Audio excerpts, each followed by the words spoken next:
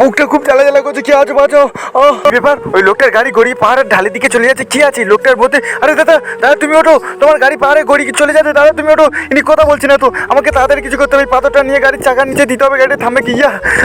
এই গাড়ি থামছে না তো, আরো গড়িয়ে যাচ্ছে। ও দাদা দাদা তুমি ওঠো, এই গাড়িটা আটকাচ্ছে না, কেউ এখানে নেই, কে বাঁচাবে? এখন আমি কি করবো? যে কোনোভাবে গাড়িটা দাঁড় করতে হবে, লোকটার বাঁচাতে হবে। লোকটা মনে করে বিপদ হয়েছে। শাইন, ওই দেখো গাড়িটা কিরকম গড়িয়ে যাচ্ছে। হ্যাঁ কি বলছো? হ্যাঁ তো গাড়িটা গড়িয়ে যাচ্ছে, কিন্তু গাড়ির মধ্যে কেউ নেই তো মনে হয়। গাড়িটার মধ্যে কেউ নেই, গাড়িটা চালাচ্ছে কি? এক কাজ করি, তুমি এখান থেকে নেবেও, তাড়াতাড়ি গিয়ে গাড়িটা বাঁচাতে। তুমি মনে হয় লোকটার কিছু হয়েছে, তুমি উঠে যাও। না, আমি গাড়িতে নামবো না, তোমার যদি কিছু হয়েছে তখন কি হবে? তুমি লাভবে তো, আমার কিছু হবে না। ওটা যে এত কথা বলার টাইম নেই, তাড়াতাড়ি গিয়ে গাড়িটা থামাতে হবে। হ্যাঁ দাদা গাড়ি থামাও, গাড়ি থামাও, আমার গাড়ি ধাক্কা মারো। হ্যাঁ যেটা ভাবছিলাম সেটা তো, লোকটা অজ্ঞান হয়ে আছে আর গাড়ি করেছে। চোখটা বন্ধ করি, গাড়ি ধাক্কা লাও। লোকটাকে এবার গিয়ে বাঁচাতে হবে, গাড়িটা থেমে গেছে।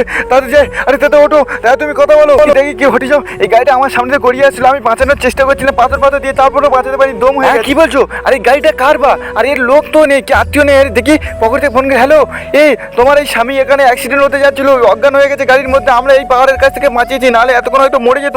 তুমি তাড়াতাড়ি এসো এই লোকেশনে, এই টাওয়ারের কাছে এসো, পাহাড়ের ধারে।